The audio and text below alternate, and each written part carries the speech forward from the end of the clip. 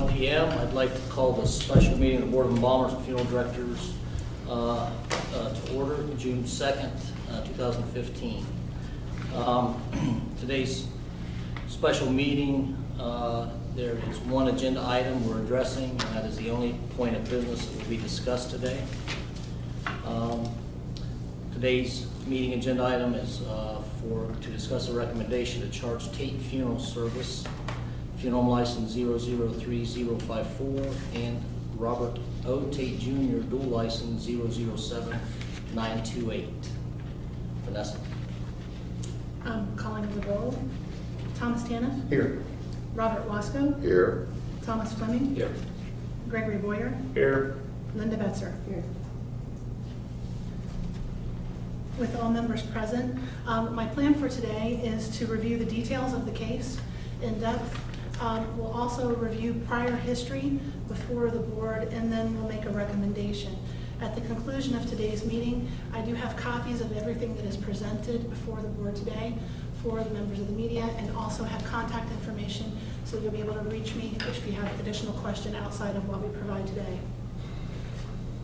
I have also, before you leave today, I've provided a media sign-in contact sheet, so if you would like me to remain in touch with you with any other releases that we have, and you provide your information, I'll make sure that you're included in any other releases that we may have in the future. With that being said, to review the details of the case. At 12:03 p.m. on May 28, 2015, Pam Fear, identifying herself as niece of Frederick Winkleman, whose date of death was May 23rd, 2015. April 23rd of 2015, contacted the board office and spoke with our employee, Jared Williams. She expressed concern about the cremation of her uncle taking too long at Tate Funeral Services, located at 3302 LaGrange Street, Toledo, Ohio, Lucas County. At 8:40 a.m. the next morning, which was May 29th, 2015, Board Inspector Troy Seahouse arrived at Tate Funeral Service. Robert Tate then arrived at 8:50, opened the office door entrance, and allowed the inspector to enter the building. Inspector Seahouse proceeded to conduct an inspection of the facility, with Tate walking with him. Upon entering a dark side chapel of the facility, the inspector asked Tate to turn on the lights, revealing 2 cardboard cremation containers in a corner of the room. The inspector discovered each container held a deceased body, one male, later identified by Tate as Thomas Gaston, the other a female, later identified by Tate as Sheila Jelks. The inspector continued to the preparation embalming room. Tate stood in the doorway, blocking the inspector's entrance to the room. The inspector could see an embalmed body on the dressing table, later identified by Tate as Barbara Huntley. The inspector asked Tate to move and let him in the room. Tate then cooperated and allowed the inspector access. At the foot of the dressing table, there was a door to another room. Behind the door was a dark, unlighted, 1-car garage with a garage door opening to the exterior of the facility. The roof of the garage was leaking and the floor was wet. The inspector identified several human remains, some in cremation containers and others in body bags. At 9:16 a.m., Inspector Seahouse then contacted myself, and I left from Columbus to Toledo. At 9:32 a.m., I called the Toledo Police Department, who dispatched an officer to the facility. At 10 a.m., the Toledo Police Department arrived at the facility. Tate gave the Toledo detective written consent to search the facility. At 1 p.m., I, along with the inspector, officers of the Toledo Police Department, and the coroner's office entered the facility. The evidence was documented for the facility and the deceased individuals. I, accompanied by a female officer from the coroner's office, asked Mr. Tate if he could identify each of the deceased for me. Tate walked to the side chapel and pointed to the first cremation container on the left, stating it was Gaston. He then pointed to the cremation container to the right next to the wall and said it was Jelks. Tate then led the group to the preparation embalming room and stated the deceased on the dressing table was Huntley. Tate then entered the dark garage and stated to me and the female officer from the coroner's office, "This is Winkleman. It's his family that is complaining." Tate then moved the gurney containing Mr. Winkleman to be able to walk toward the left wall. Tate then pointed down and to the left at a white body bag that appeared to be on a shelf and stated, "That's Williams." He then looked at the next body to the right and pointed, saying, "This one is Green." I asked Tate who put these bodies here. Tate responded, "I did," and continued to identify the bodies. I then repeated back to Tate, "You said you put them all here." He lifted the lid of a cremation container and said, "Yeah, I put them here. This is Brandy Carter." He pointed to the next one to the right and said, "That is Sharon Nichols." He walked over to the cremation container at the far right and looked in, stating, "This is Mcfarland," and then pointed to another cremation container directly underneath Mcfarland and said, "Under here is Jewel. I am still waiting for his daughter to sign. She wants to sue me." The executive director then pointed to each of the bodies and repeated the names and asked Tate to confirm them. Tate then confirmed each one and corrected me when I had said Nichols to make sure that I had wrote Nichols. I then asked Tate to provide all paperwork and documentation he had associated to each of the 10 bodies in the facility. The original paperwork associated to the deceased individuals was taken as evidence by the Toledo Police Department and copies provided to the board. Upon further review of the preparation and embalming room, a police officer discovered the body of a premature infant floating in a red liquid contained in a white bucket. The officer showed myself, and we then questioned Mr. Tate as to the identity of the infant. Tate stated the infant's death certificate was on a table in the foyer, but was not sure what the name was. Tate led us to a death certificate and then provided the file for the infant. The paperwork identified the baby as Dylan Adams. The attorney for the funeral home, Mitchell Law, released a statement saying the board and the coroner's office should immediately correct the false information that's been given to the public. All deceased individuals were timely embalmed in accordance with Ohio law. Any delay in cremation resulted from physicians failing to provide death certificates prohibiting cremation. I'm now going to review each individual, their name, sex, date of death, their age at death, the place of their death, whether they were embalmed or not, the status of the doctor's signature, and the condition of the remains. The first individual is Jewel, middle initial E, last name Lee. He was a male, date of death, January 8th, 2015. He was aged 73. The place of death was Sylvania Township, Ohio, Lucas County. He was embalmed. We have confirmed with Dr. Kevin Halligan the death certificate was signed on January 23rd of 2015. The physician's office states they received the death certificate from the funeral home on January 19th of 2015. The condition of the remains, Mr. Jewel Lee had extreme external mold covering entire body with advanced decomposition. The next deceased is Angela Faye Mcfarland, female, date of death March 20th, 2015, aged 54 years. Passed away in Columbus, Ohio, Franklin County. She was embalmed. The doctor signed the death certificate on May 7th, 2015, and states that they received the death certificate in the mail the first part of May. Condition of the body was advanced external mold on hands and skin slip, moderate mold on forehead and in hair, severe breakdown of lower legs.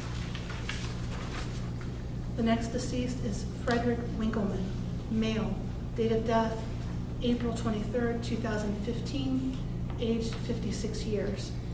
Passed away in Oregon, Ohio, Lucas County, was embalmed. Doctor signed the death certificate on May 28th and states that signed it within 1 week of receiving the death certificate. Condition of the body was moderate mold on right arm, neck, chin, and mouth. Deterioration on right forearm. Next individual was Betty Green, female. Date of death, April 26, 2015. Aged 87 years. Passed away in Toledo, Ohio, Lucas County. She was embalmed. Doctor signed the death certificate May 20th, 2015, and states it was signed the same day as it was received from the funeral home. Condition of the body was minimal external mold on forehead and upper left eye, moderate external mold on hands with skin slip, dehydration of left cheek and left eyelid, severe breakdown of lower legs. The next deceased is Sharon Nichols, female. Date of death, April 26, 2015. Aged 64 years. Passed away, Columbus, Ohio, Franklin County. Ms. Nichols was not embalmed. The funeral home has not filed the death certificate at a local registrar as of today. Condition of Mrs. Nichols was insect infestation, extreme external mold on head and hands, advanced skin slip on lower legs.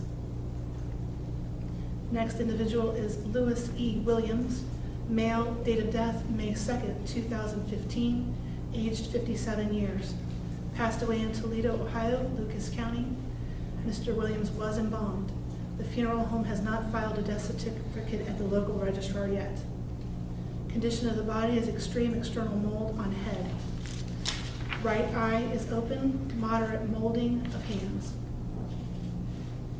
Next individual is Sheila Jelks, female, date of death May 6th, 2015, aged 44. Passed away in Toledo, Ohio, Lucas County. Ms. Jelks was embalmed. The funeral home has not filed a death certificate at the local registrar yet. Condition of the body was embalming powder and covering entire body, moderate mold on body, hands, arm, neck, chin, mouth, and forehead. Next individual is Dylan Franklin Adams, male, date of death 5/7/2015, infant. Place of death was Toledo, Ohio, Lucas County.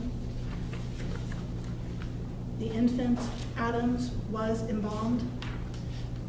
The physician signed the death certificate on May 28th and states first contact from the funeral home was the day before on the 27th of May. Condition of the body was submersed in red embalming fluid. Next individual was Brandy A. Carter, female, date of death May 12th, 2015, aged 38 years. Place of death was Toledo, Ohio, Lucas County. Ms. Carter was not embalmed. The doctor signed the death certificate on May 28th and states the first contact from the funeral home about the death certificate was May 27th. Condition of the body was severe mold growth covering entire body, open Y incision, skin slip, advanced decomposition, and open body cavity, extreme leakage of body fluids. The next individual is Thomas F. Gaston, male, date of death May 17th, 2015, aged 55 years. Place of death, Toledo, Ohio, Lucas County. Mr. Gaston was embalmed. The funeral director has not filed a death certificate at a local registrar yet. Minimal external mold was on the bridge of the nose. The last individual, we do not have a recommendation to charge in this case for this individual. This was a female named Barbara Huntley. Date of death, May 26, 2015, aged 83, passed away in Toledo, Ohio, Lucas County. She was embalmed, and she was a typical post-embalmed, no concern body. We have also attached to the documents for you a diagram of both locations where the bodies were found. The first one you will see is a diagram of the chapel. There was an empty casket, and that is the rectangle that is identified as empty. And you also see the locations of Gaston and Jelks in the corner of the wall. The next diagram that you will see is entering the embalming room. There was an empty prep table. The infant Adams was found to the left of that prep table, and then Huntley directly on the preparation table. At Huntley's foot was the door to the external garage, and you will see the first individual was Winkleman, and then from left to right on the far wall were Williams, Green, Carter, Nichols, then Mcfarland on top of Lee. Prior issues before the board regarding Tate Funeral Home and Robert Tate include August of 2003, the board charged with Ohio Revised Code 4717-14A4 for unprofessional conduct, specifically for knowingly obtaining and exerting control over either the property or services beyond the scope of the express and or implied consent of the owner of Tate Funeral Home, and Revised Code 4717.12A6 for practicing the business of funeral directing from any place except from a funeral home that a person is licensed to operate, and for alleged falsification of the death certificate of Ellis Sherman. Tate acknowledged and admitted the board charges regarding 4717.14A4, that during his operation of the Tate Funeral Home from the year 1990 to March 26 of 2001, pre-need funds were not always placed in trust as prescribed by law. The funeral director's license of Robert O. Tate Jr. was summarily suspended on August 21st of 2003 and later reinstated per the terms of a settlement agreement in December of 2003. In August of 2011, the board initiated a case regarding unlicensed practice of Gerald Polk associated to the Tate Funeral Home. The board issued an order for forfeiture in the amount of $2,500. The Court of Common Pleas, Lucas County, entered a judgment affirming the administrative action on May 13th of 2013.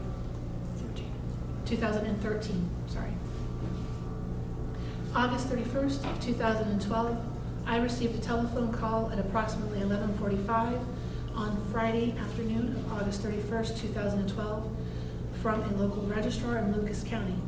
He stated a consumer had just been in to do paperwork and had just left the Tate Funeral Services after viewing a body. The consumer was complaining about the stench and the amount of flies in the funeral home. The consumer said they overheard employees talking about the cooler being broken. I contacted the Toledo Police Department immediately and asked for them to dispatch an officer to the facility. The police officer reported back they did not find anything inappropriate. I then dispatched an inspector to the funeral home the following Tuesday, which was September 4th, 2012, and no compliance items were noted in the inspection. January 11th of 2013, we received a complaint filed by the mother of a deceased stating she was quoted and charged prices different from each other. Paid for two death certificates but only received one, was charged for items not received, and flowers from the family were never received. The consumer received reimbursement and actually asked for the case to be closed. June 18th of 2013, we received a complaint from a child of the deceased referencing a dispute over the billing and payment towards the bill. Did not understand the paperwork presented by the funeral home, and did not understand embalming was being authorized. Wanted and was actually asking for an indigent burial, and believed the funeral home staff were rude and unprofessional. An investigation determined no violations of the revised code, and the case was closed. October of 2013, the facility was inspected and the inspection was completed with no compliance items noted. November of 2014, an inspection was completed and a compliance item of emergency lighting was cited. Tate corrected the lighting issue on December 13th of 2014. In February of 2015, a complaint was filed by a child of the deceased stating the father was cremated without her consent. An investigation determined that the child was notified of the father's death, yet failed to exercise their right of disposition, and the case was closed. My recommendation before the board today is I am recommending to charge Tate Funeral Services and Robert O. Tate Jr. with the following: 2 violations of Ohio Revised Code 4717.13A10, which is hold a dead human body before final disposition for more than 48 hours after the time of death, unless the dead human body is embalmed or placed into refrigeration and maintained at a constant temperature of less than 40 degrees. Specifically, Tate Funeral Services and Robert O. Tate Jr. held 2 dead human bodies greater than 48 hours without embalming or being placed into refrigeration. I also recommend 10 charges of 10 violations of Ohio Revised Code 4717.14A4. The applicant or licensee has committed immoral or unprofessional conduct. Specifically, Tate Funeral Services and Robert O. Tate Jr. exhibited conduct that harms the integrity of the profession by treating 10 human corpses in a way that would outrage reasonable family and community sensibilities, as referenced in the Ohio Revised Code 2927.01A and B. I further recommend the licenses held by Tate Funeral Services and Robert O. Tate Jr. be suspended without a prior adjudicatory hearing. Mr. President, I make a motion to accept the recommendation of the Executive Director. Is there a second?